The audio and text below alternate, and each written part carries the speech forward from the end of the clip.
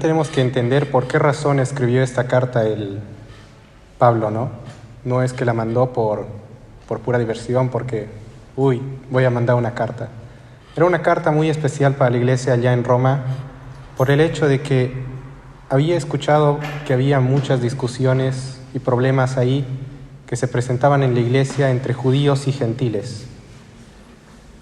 Debido a que en ese entonces hubo una expulsión de los judíos de Roma y la iglesia había quedado abandonada y solamente estaba a cargo de los gentiles. Entonces, un día se pudo regresar la iglesia, pudo llenarse otra vez de los judíos, pero se encontraron que había un gran problema de discusiones entre gentiles y judíos que suele pasar en muchas iglesias, en la actualidad incluso. Entonces, en esta carta específicamente habla en el capítulo 3, que vamos a ver hoy, versículos del 9 al 20, que no hay razón de por qué haber una pelea específica por creerse mejores unos que otros, porque ante los ojos de Dios todos somos igual de pecadores, todos somos malos. Entonces vamos a pasar a leer el capítulo 3, del 9 al 20, que dice: ¿Qué pues? ¿Somos nosotros mejores que ellos? En ninguna manera, pues ya hemos acusado a judíos y a gentiles, que todos están bajo el pecado.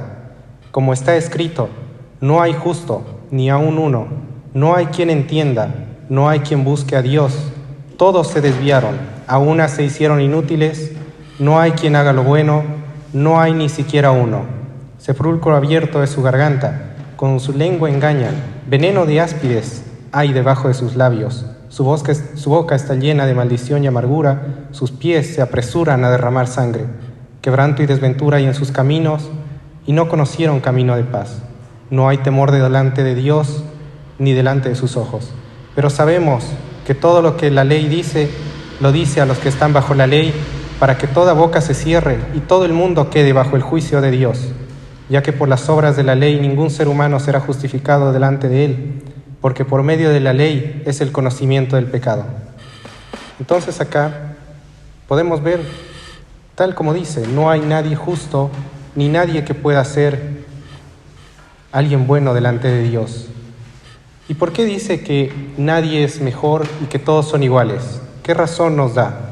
El versículo 9 nos dice, ¿qué pues somos nosotros mejores que ellos? Esto lo dicen los judíos hacia los gentiles y hacen la pregunta.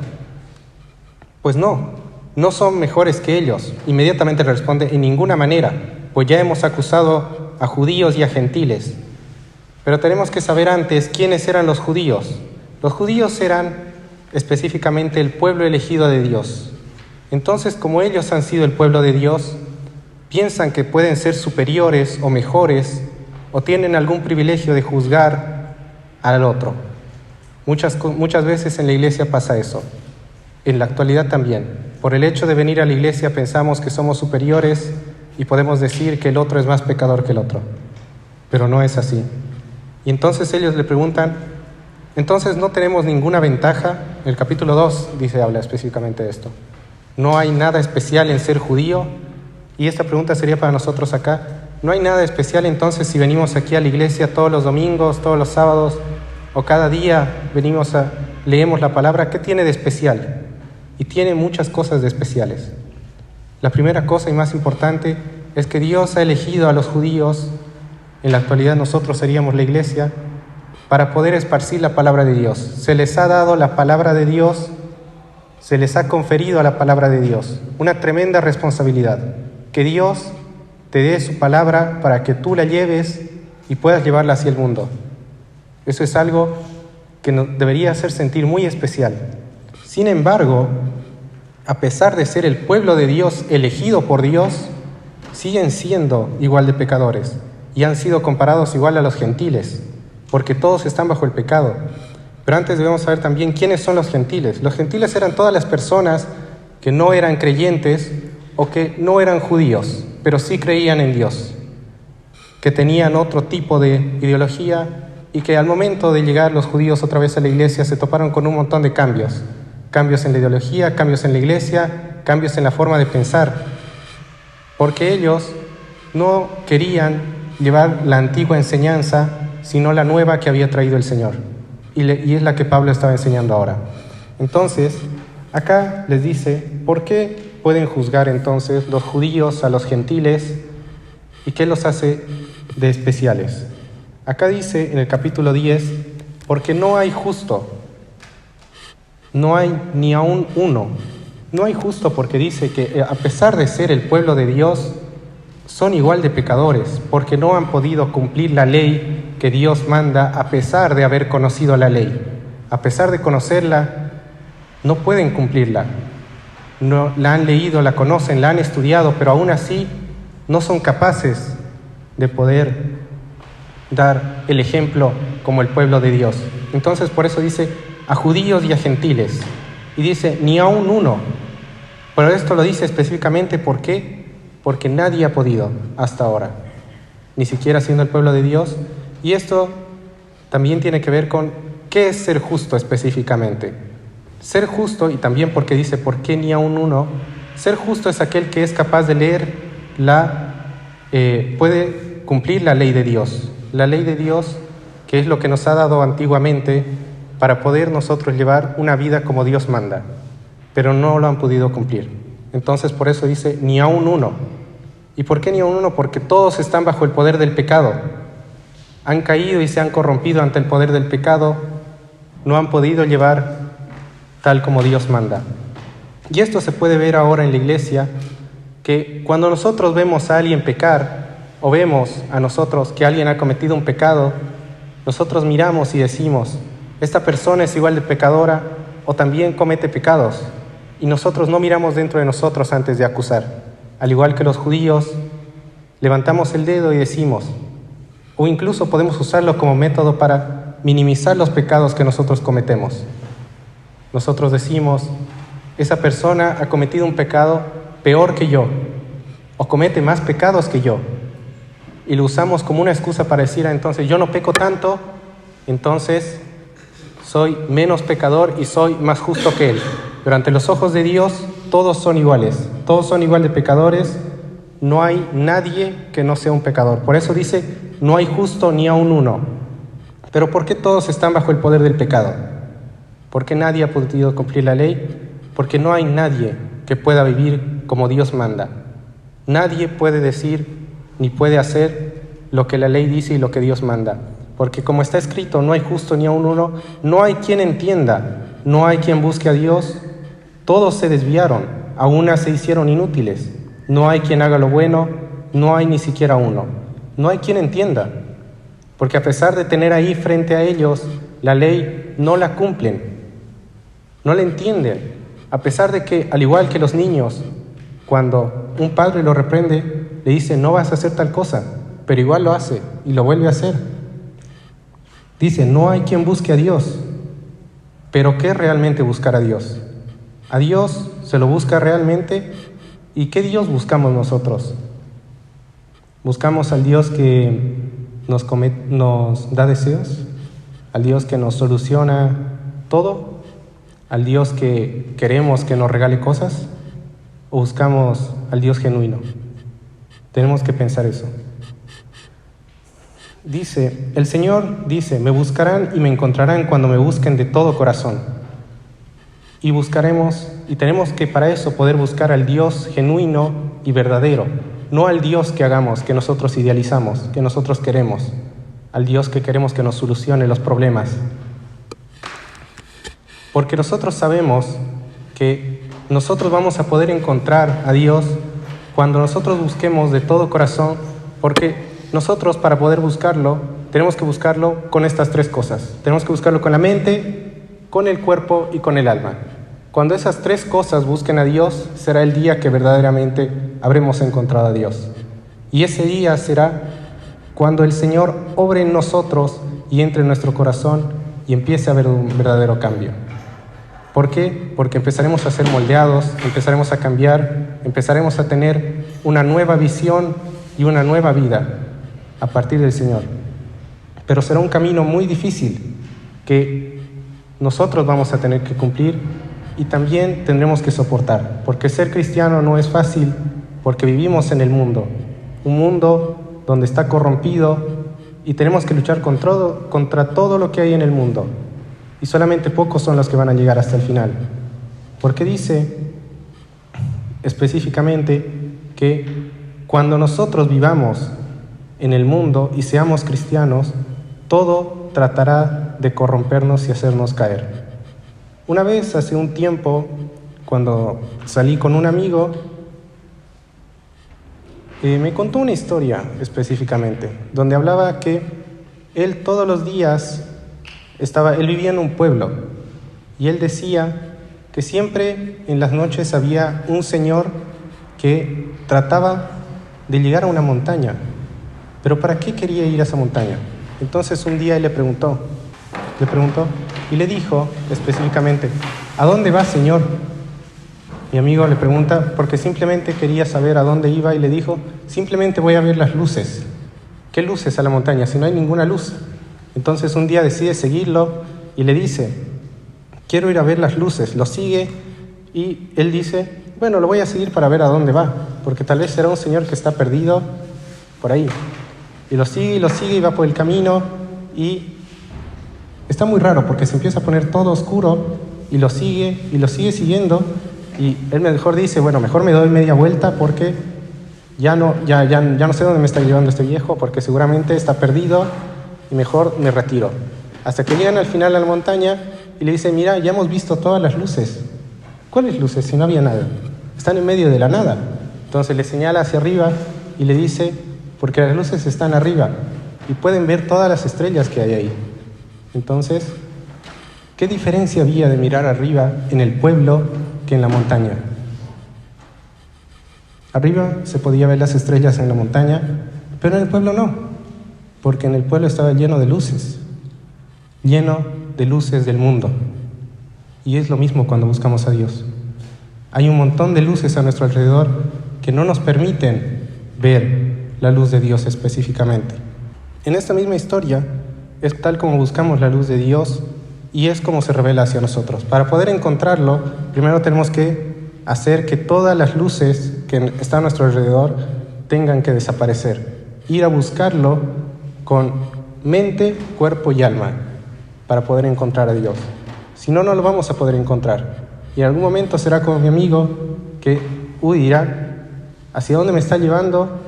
Porque creo que me voy a perder. Entonces me doy media vuelta. Mucha gente comete ese error o se rinde a la mitad del camino y ya no quiere buscar más a Dios. Por eso dice en el versículo 12: todos se desviaron, al igual que el resto de las personas y el mundo. Están perdidas y cegadas a la luz del mundo y no son capaces de ver la luz de Dios. Todos se hicieron inútiles, porque aquel que está cegado por la luz del mundo no puede ver o ayudar a otro que necesita ayuda. Porque dos personas que no conocen el camino o están cegadas tomarán un camino aún peor, incluso harán que el otro llegue a perderse más de lo que ya estaba, o no llegarán a ningún lado y caminarán en círculos y cometerán el peor error. No hay quien haga lo bueno, porque nadie es capaz de hacer lo bueno, porque nadie vive según lo que Dios dice, y porque todos viven en el mundo, viven en el pecado, viven sin Dios, solamente saben hacer cosas pecaminosas, nada lo bueno. Y el ser humano de por sí y por naturaleza es malo. No hay ser humano que sea bueno. Todos son malos. Todos son seres pecadores. Todos somos seres pecadores, y solamente hay personas buenas y hay bondad por obra de Dios. La obra de Dios es lo que nos permite ser buenos y nos mejora. Ni siquiera uno, porque no hay alguien que esté a salvo de ser del mundo y sea como lo fue Jesús, como Dios manda. Que algunas personas acá dirán: pero yo conozco algunas personas que son buenas, hacen cosas buenas, ayudan a otros, sirven a otros. Pero todas esas personas en verdad lo hacen por la gracia de servir, tal como lo hizo Jesús, con el 100% de bondad y pureza que lo hace Dios. Mucha gente lo hace simplemente por el hecho de esperar algo a cambio, de recibir un reconocimiento o incluso por agradecimientos. ¿Se imaginan servir y nunca haber recibido gracias?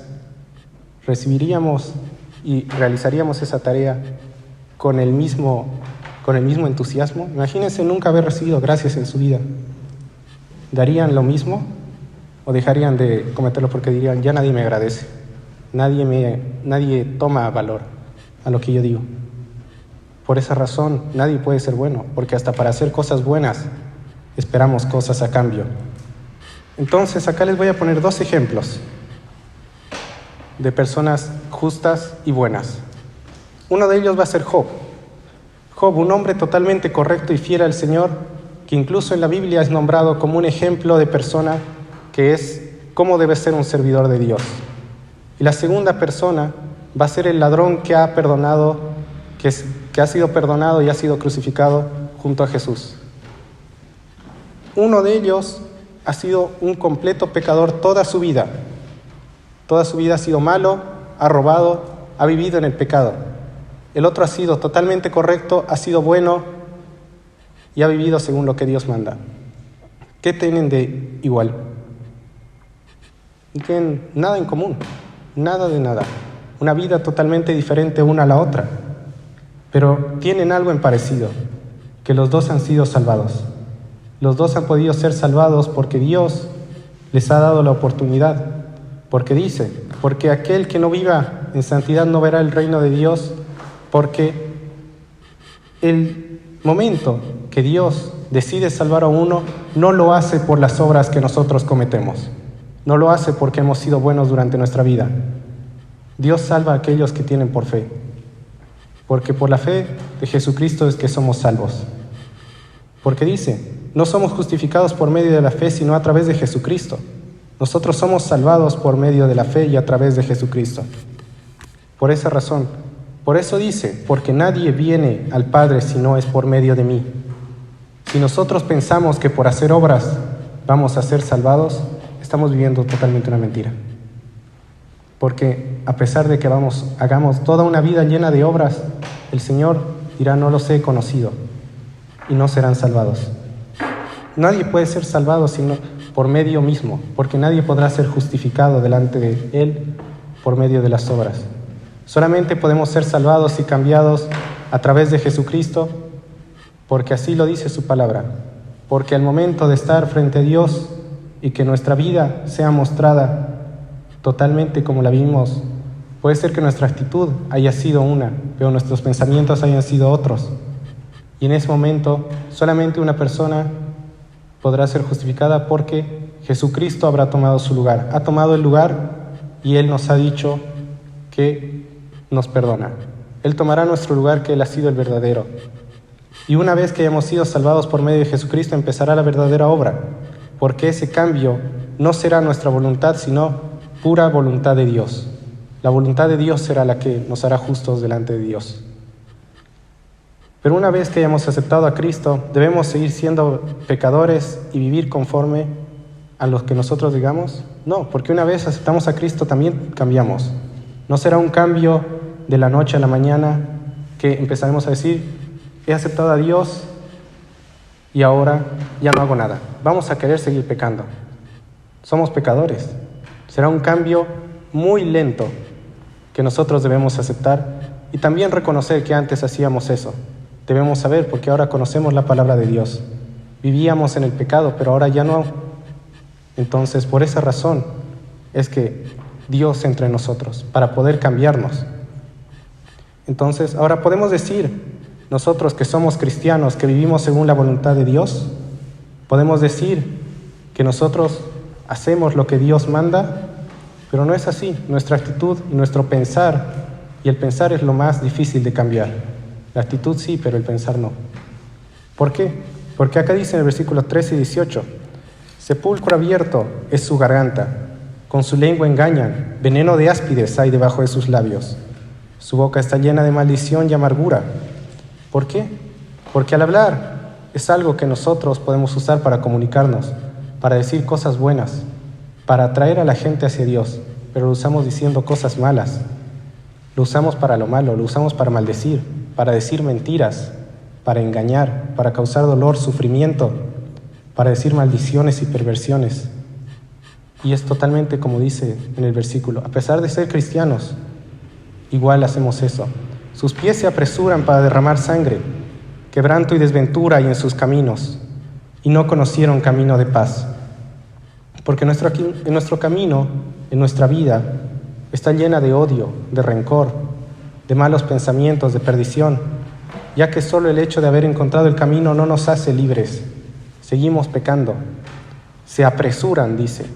¿Por qué se apresuran? Cuando nosotros salimos de la iglesia o estamos en otro lugar, ¿con qué entusiasmo a veces llegamos a pecar? Llegamos a mentir.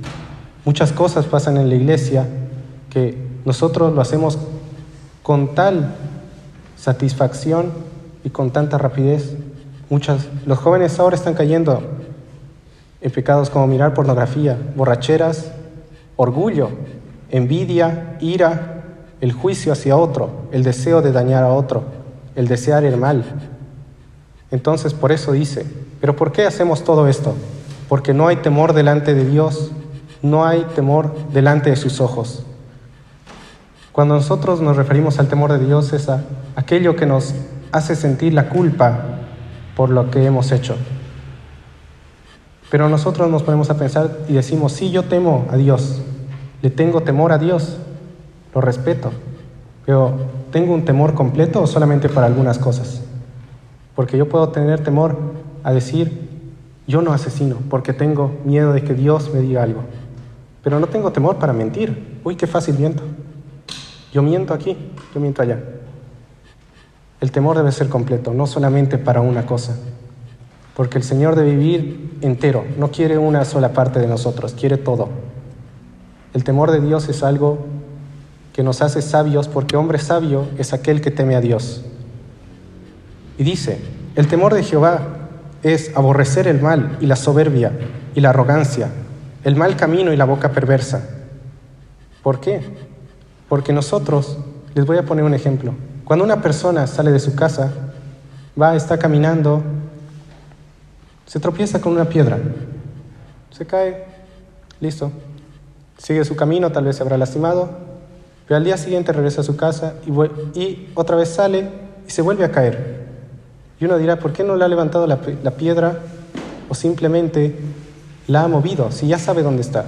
Regresa a su casa al día siguiente y se vuelve a caer otra vez. Y uno dirá, qué tonto, ¿por qué siempre se cae en la misma piedra? ¿Qué es acaso que no mira? Y es lo mismo que pasa con nosotros. Sabemos el pecado, sabemos dónde está la piedra. Sin embargo, seguimos haciendo lo mismo, seguimos mintiendo. Y a pesar de eso, a pesar de que sabemos que es un pecado, lo cometemos sin culpa. Un gran ejemplo de eso es la mentira. Mentimos sin problema. ¿Cuántas veces ya hemos mentido el día de hoy o ayer? ¿Cuántas veces habremos mentido en nuestra vida desde que hemos conocido a Dios? ¿Cuántas veces hemos sentido envidia del otro? Hemos sentido orgullo. Por eso dice, a judíos y a gentiles, porque nosotros, a pesar de ser cristianos o a personas que no son cristianas, igual cometemos el mismo pecado. Cometemos uno que otro y a veces lo hacemos incluso peor que los que no son cristianos. A pesar de ser cristianos, cometemos pecados o más pecados que las personas que no vienen a la iglesia. Y tenemos el descaro de decir que somos mejores personas que ellos. Por eso en la carta habla específicamente de eso.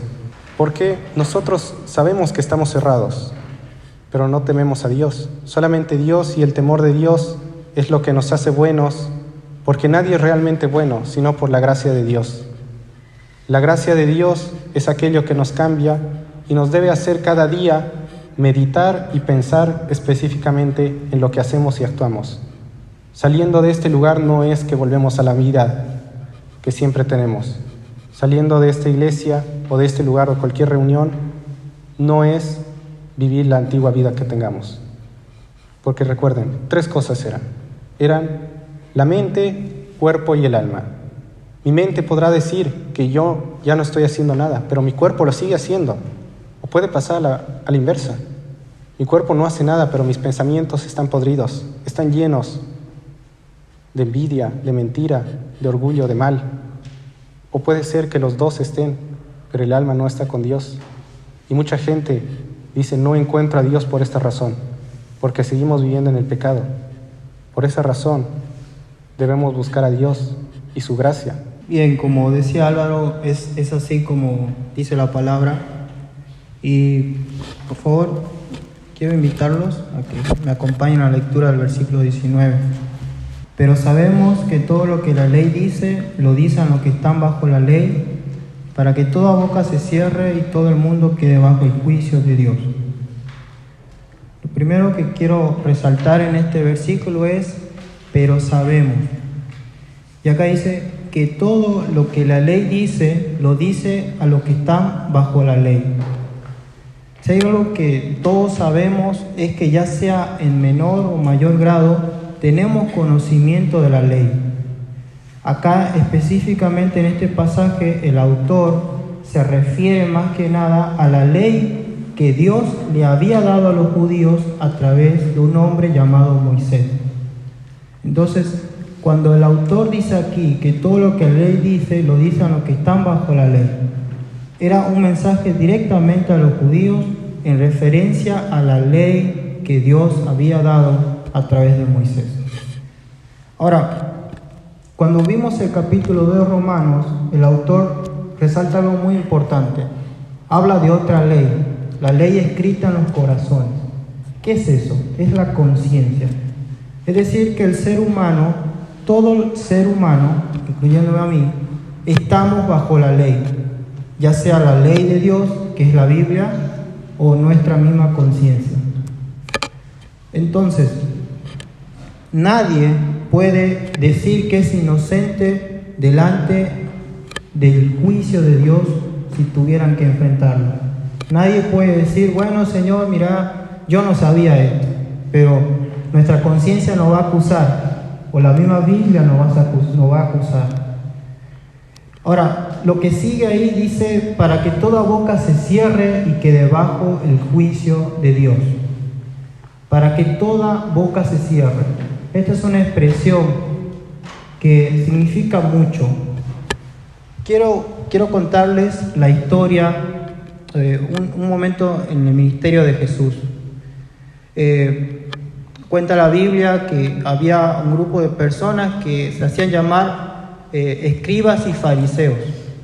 Ahora, ¿quién eran estas personas? Era un grupo religioso que tenía la responsabilidad, o desde temprana edad empezaban a estudiar y conocer la Biblia. Y tenían la responsabilidad de enseñar al pueblo la palabra de Dios. Bueno, este grupo de personas encontraron a una mujer que estaba cometiendo adulterio. Y según la ley de Moisés, es decir, la ley que Dios le había dado a través de Moisés al pueblo, a los judíos, decía que si una mujer era sorprendida en adulterio, había que apedrearla. Entonces, ellos encontraron ahí, ¿no? Entonces fueron al maestro, fueron a Jesús, y ahí el texto dice tentándole. Es decir, buscando la forma que Jesús dijera algo contrario a la palabra de Dios. Entonces van al maestro y le dicen, maestro, mira, hemos encontrado a esta mujer en adulterio y la ley dice que hay que apedrearla. Y dice la historia que Jesús se inclinó al suelo y empezó a escribir. Y este grupo religioso estaban parados ahí y esperando, estaban ansiosos porque Jesús no decía nada. Y al ver Jesús la insistencia de estas personas, se levantó, se puso de pie, los miró y les dijo, si alguno cree que está libre de pecado, que sea el primero en arrojar la piedra a esta mujer. Y otra vez Jesús se volvió a mirar al suelo y volvió a escribir en el suelo. Ahora, quiero que imaginen esa situación, ese momento de tensión, donde estaban estos religiosos, querían aplicar la ley de Moisés, pero su conciencia los acusaba. ¿Por qué? Porque querían provocar a Jesús. Tenían el deseo de matar a Jesús. Entonces, por un lado, ellos obedecían la ley de Dios, pero por otro lado, se olvidaban de la ley de Dios. Aplicaban al prójimo, pero no para ellos mismos. Y en ese momento, dice la Biblia que cada uno de ellos, desde el mayor hasta el menor, se fue del lugar, porque su conciencia los acusaba. Es decir, que el pecado siempre nos va a acusar. Y así como estas personas no pudieron arrojar la piedra, nosotros no podríamos quejarnos ante Dios de decir que somos inocentes, porque ya sea la Biblia o nuestra propia conciencia nos va a acusar del pecado. Ahora, ¿cuál es el propósito de la ley además de condenarnos? Podría preguntarse alguien, porque bueno, hasta acá todo es muy malo para nosotros, no hay algo bueno. Entonces, ¿cuál es el propósito de la ley? El propósito de la ley, además de condenarnos, es enseñarnos que somos pecadores. El versículo 20 dice: ya que por las obras de la ley ningún ser humano será justificado delante de él. En otra versión de la Biblia dice que ningún ser humano puede pensar que haciendo obras va a ser justo delante de Dios, porque es imposible. Y si nos ponemos a ver la historia de los judíos en el Antiguo Testamento, ellos una y otra vez caían en el pecado. Y por más que se esforzaban algunas veces, no podían. Porque querer cumplir la ley por medio de las obras es como querer atrapar con nuestras manos el viento. Es imposible. Entonces, no es posible que podamos cumplir. Ahora, quizás muchos de nosotros podemos estar pensando que siguiendo, obedeciendo lo que dice la Biblia, voy a poder obtener el favor de Dios o la salvación de Dios. O viviendo bajo mi misma conciencia que me dice que está bien, que está mal, voy a obtener el favor de Dios. Pero quiero decirles que la ley no los va a salvar. No me va a salvar a mí tampoco. Porque la ley tiene el propósito de enseñarnos que somos pecadores. Ahora, en la segunda parte del versículo 20 dice: porque por medio de la ley es el conocimiento del pecado. La palabra de Dios es como un espejo que nos muestra nuestras imperfecciones. Nos muestra, no sé, si tenemos un granito, o si tenemos la barba larga, como en mi caso, o el cabello largo, o cuando nos levantamos, ahí quizás algunos se asustan, no sé, pero a mí me ha pasado a veces. Entonces, y podemos usar muchos tratamientos, cremas, lo que sea, o en el caso de las mujeres, maquillarse, pero nunca vamos a poder sacar algunas cosas, algunas imperfecciones es imposible sacarlas. Así es la Biblia. Es por eso que no importa cuánto nos esforcemos, jamás vamos a alcanzar el favor de Dios, jamás vamos a alcanzar la salvación. Pero es muy importante que nosotros, si nos consideramos hijos o hijas de Dios, que nos podamos exponer a diario a la palabra de Dios, a través de la lectura, la meditación, la devocional, a través de prédicas que hablen de Cristo, obviamente, a través de música que glorifica a Dios, porque de alguna manera u otra nos muestra en qué estamos haciendo las cosas mal o en qué tenemos que corregir delante de Dios. Ahora, hasta aquí el mensaje ha sido muy fuerte, creo, o muy negativo, ¿no? Acá hay muchos no. Alguien podría decir que, bueno, no tenemos esperanza, que realmente no hay algo bueno para nosotros y que nuestro futuro quizás es el infierno lo más seguro posible, ¿no? Pero yo personalmente doy muchas gracias a Dios por ser tan bueno, porque Dios envió a su Hijo, es decir, a Jesús. Jesús vino a este mundo a salvarnos de lo que nosotros no nos podíamos salvar. Nosotros no somos justos, pero Jesús lo era y sigue siendo. Jesús fue justo. Jesús entendió la voluntad de Dios desde el inicio del universo.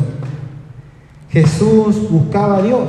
Dice la Biblia que cuando Jesús estuvo en esta tierra, se apartaba a lugares desérticos, o en otras versiones dice a las montañas. Se iba a lugares lejos a buscar a Dios, a orar y pedir dirección de Dios. Jesús jamás se desvió del propósito de Dios. Él sabía por qué había venido a este mundo y sabía cuál era el propósito de Dios. Jesús siempre hizo lo bueno. La Biblia dice que Jesús tuvo misericordia y compasión de las personas cuando tenían necesidades. No solamente necesitaban la salvación, sino que cuando Jesús vino había mucha necesidad, mucha pobreza, mucha enfermedad, un pueblo muy golpeado. Y lo sigue siendo, obviamente. Jesús sigue siendo bueno, sigue teniendo compasión de nosotros. Jesús, cuando abría su boca, era palabras de vida que saciaban las almas de las personas que creían en Él. Y lo sigue haciendo hasta el día de hoy. Jesús jamás maldijo. Jesús, cuando lo golpearon, hay una parte que dice que le taparon el rostro, lo golpearon y lo escupieron. Le dijeron: profetízanos si realmente eres el Cristo, dinos quién fue el que te golpeó. Pero Jesús no respondió. Jesús se cayó. Jesús fue como un animal inocente que fue a morir. Los pies de Jesús no se apresuraron para derramar sangre, se apresuraron para salvarnos en esa cruz. Jesús es la paz. El pecado lo único que causa es vivir una vida sin paz. Y nosotros pensamos, bueno, no pasa nada, pero la paz no la tenemos. Aunque decimos que sí, pero sabemos que es una mentira. Jesús tuvo temor de Dios en todo momento. Él amaba, Él respetaba, Él reverenciaba y Él adoraba a Dios. Lo que quiero decir es que Jesús, la ley de Dios, demandaba un juicio al ser humano. Y el juicio siempre iba a estar, y lo sigue estando. Pero Jesús tomó ese lugar. El juicio que yo merecía por no cumplir la ley, Jesús lo tomó en esa cruz. Jesús me dio vida eterna, salvación. Ahora, lo que quiero decir es que si eres cristiano, puedes pensar, bueno, yo soy cristiano, pero sigo pecando. Es verdad. La Biblia, más adelante en la carta a los Romanos, dice que ya no somos esclavos del pecado. Es decir, que Cristo nos libertó del pecado, pero el pecado está en nuestra naturaleza.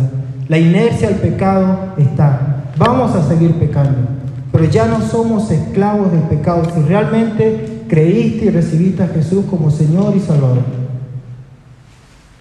Y quizás te sientes mal cuando pecas, y eso es una buena señal, porque el Espíritu Santo te convence del pecado, te contrista. Si estás en ese bando, lo que debes hacer es entender que Jesús hizo lo que tú no podías hacer, que Jesús cumplió lo que tú no podías hacer, y que ahora no debes vivir pensando que debes cumplir la voluntad de Dios o obedecer la Biblia para obtener el favor. No. Ahora nuestra vida debe consistir más que nada en confiar y en descansar en Jesús. Entender que Jesús hizo lo que yo jamás voy a poder hacer. Pero no significa que puedo deleitarme o que puedo gozarme en el pecado, porque eso sería una señal de realmente no tener al Espíritu Santo. Y si estás en el otro bando que todavía no sabes si Jesús es tu Señor y Salvador, quizás hay tiempo. Yo estoy acá, todos estamos aquí por algo. Dios siempre da oportunidades. Y si aún no estás seguro realmente de que Jesús sea Señor y Salvador, clama a Él antes de que sea tarde, antes de que el tiempo pase. y no tengas más oportunidad delante del juicio. ¿Le parece si hacemos una oración? Señor, queremos darte gracias en esta tarde por hablarnos a través de tu palabra. Reconocemos, Señor, que a veces tu palabra es dura y nos duele, pero sabemos que el sufrimiento a veces es necesario para poder crecer, para poder entender tu voluntad. Gracias, Señor, por ser tan bueno, por seguir hablándonos, por seguir teniendo misericordia y amor hacia nosotros. Ayúdanos, Padre, a comprender que no importa cuánto nos esforcemos, siempre vamos a fallar. Ayúdanos, Señor, a poder descansar, a poder ver mi vida delante de ti por medio de Cristo, que solamente puedo ser justo por medio de Él, por medio de la fe. Ayúdame, Señor, a poder vivir una vida en santidad, a poder imitar a Jesús como lo hizo Él cuando estuvo en este mundo. Ayúdanos a ser más como Él. Y si aún no lo es, Padre, realmente reconocemos nuestros pecados, reconocemos que somos pecadores y queremos creer y recibir a Jesús como nuestro Señor y Salvador. Queremos vivir como vivió Jesús. Queremos conocerte, Señor. Queremos tener paz en nuestro corazón. Queremos vivir una vida libre del pecado. Queremos gozar de esa vida eterna que Jesús prometió, de esa vida en abundancia. Gracias, Padre. En nombre de Jesús. Amén.